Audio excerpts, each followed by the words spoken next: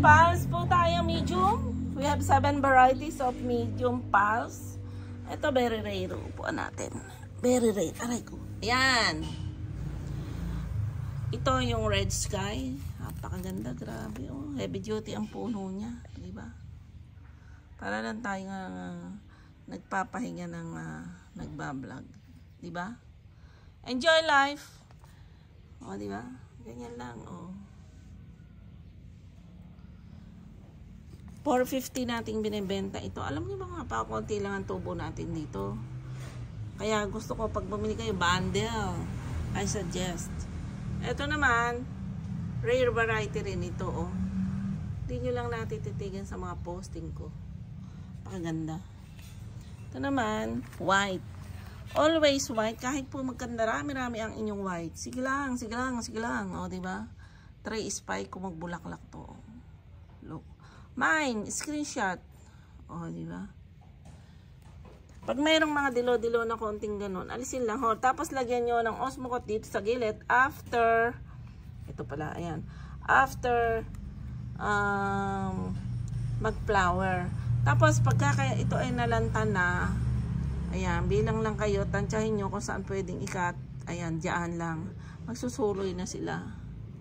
Ayan, ito naman na, pagka mostly medium, hindi naman masyadong kailangan nagkakat kasi usa na silang nag-bloom. Yung iba daw, nagkakaroon sila ng problema sa pag-aalaga, just leave it, okay? Hindi naman sila mahirap alagaan. Ayan o, i-spray nyo lang ng fungicide, o. O, diba? Ito very rare kasi may white siya sa gilid, o. Look, ang red sky walang white, ito naman mayroong white, so splash. God's creation, napakaganda, grabe. Ito, ngayon lang ako nakakuha ng ganitong may white sa gilid. Splash. O, diba? Ang gaganda ng puno nila. See? Tapos, 2 variety na yan. Ito, 3 yung white. 4 naman, ito naman. O. Ito na. Diyos ko. Paano ka dito? O, ang gaganda, o. See? Ayan, dyan ka nga. O, diba? Grabe. O. Ngayon lang ako nakaka-experience ng ganitong mga flowers. Ang gaganda po, inilalapit ko na sa inyong tahanan ang magagandang flowers. Ako noon, hindi ko alam kung saan ako bibili ng mga ganito. Buti na lang, nagtinda tayo. Kahit na lang hindi pa ako nag-orchid. Ay, may bulak pa. Oh. Diba? Leopard. Saan ka naman makakita ng bulaklak na leopard? Ala, tigre. O, diba? Ayan. Puro double spike and multi-spike. Diba? Diba, diba, diba? Oh. May bulak pa. Halatang new arrivals. Marami tayo. Dito. Ayan. Maganda yan. Pubuka pa lang. Diba? Oh. Pero, ay. Nalaglag na. Oh, ayan. Gandara. Screenshot nyo na yan. Tapos, mayroong pang, bali 7 varieties ito. 7 varieties. Yung iba naman na dito. Ayan. 7 varieties. Tatayo muna ako. Ayan ang ating farm. Ayan. Ito naman yung isa. Cutie. Grabe, oh. Saan ka pa?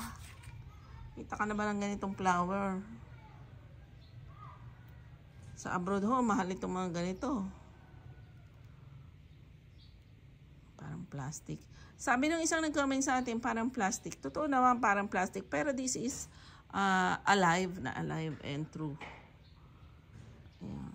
Kaya, on hand natin lahat ito. On hand. No scammer, no Joy Miner. Ayan, no. Payment first po tayo. Galit tayo dyan sa mga scammer. Maghanap buhay po tayo ng maayos. Ayan. Ito pa ang ating Phalaenopsis medium. And then, we have lots of it. 7 varieties available. Akala ko nga, konti lang eh. Pero pag tinitigan mo, 7 varieties po yan. Okay, this is it. This is Asio Orchids Farming here in San Antonio, Nueva Ecija. And, abangan po ninyo ang live every other day. Dito sa ating farm, ako rin ho ang nagla-live. Please subscribe my YouTube channel, Asio Orchids Farming. And Farm for Life. Soon to be, ito na po ang ating soon to be. Ito na po ang live plans natin na ating nininegosyo dito. Andito tayo, parang paradise dito sa ating farm. Okay, babu! And God bless!